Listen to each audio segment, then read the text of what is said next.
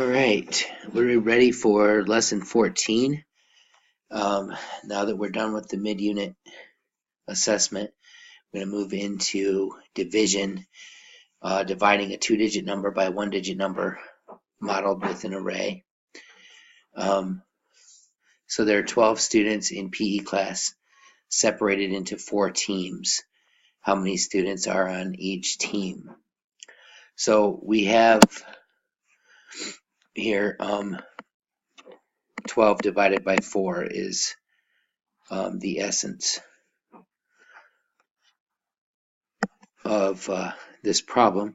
So let's take a look at how to solve that. So we have 12 divided by 4. And what we have here then is 4 equal groups. So we can do this, 4 groups, and then we count to 12. 1, 2, 3, 4, 5, 6, 7, 8, 9, 10, 11, 12. And how many is in each circle? 3. So 12 divided by 4 equals 3, and that would be 3 in each group. So there are 12 students. How many students are on each team? 3 students on each team. And what this demonstrates here is 4 times 3 is 12. So we have, it shows here the relationship between division and multiplication.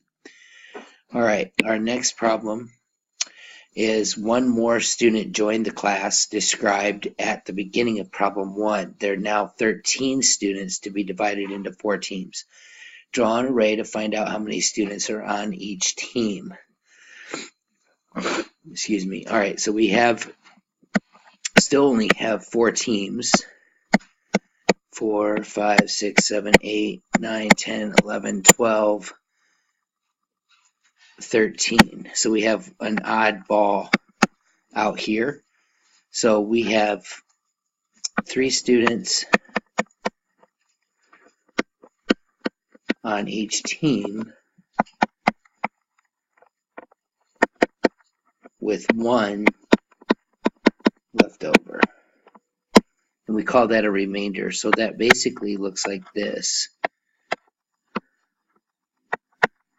You subtract that and you have a remainder of 1. Or you can say 13 divided by 4 equals 3R1. So any of those methods will solve that problem.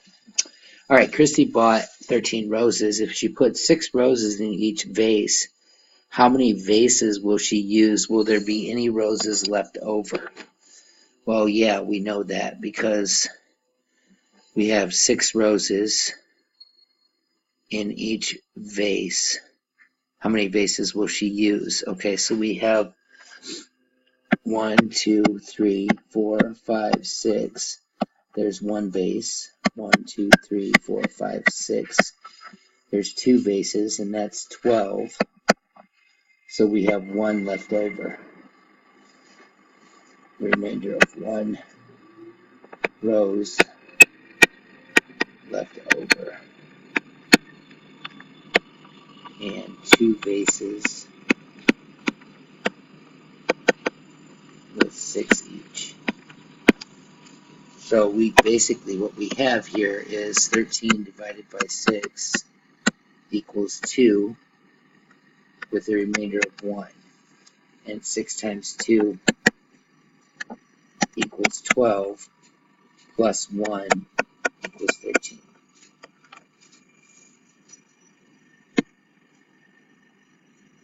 All right, let's try another one. Allison has 22 meters of fabric to sew dresses. She uses 3 meters of fabric for each dress. After how many dresses will she need to buy more fabric?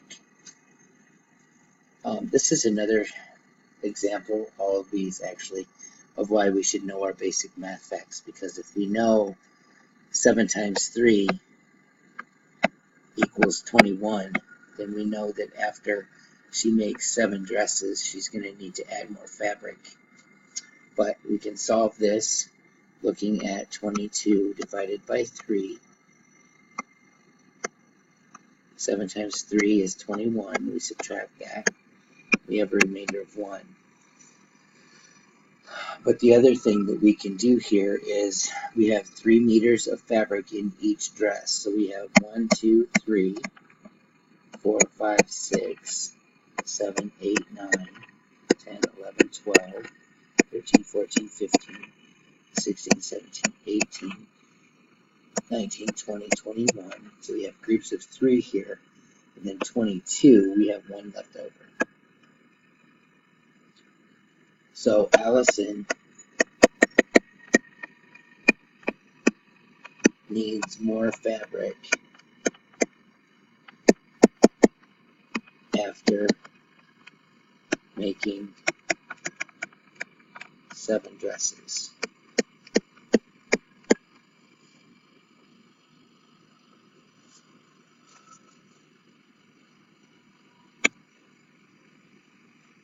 Alright, now we will go ahead and do the problem set.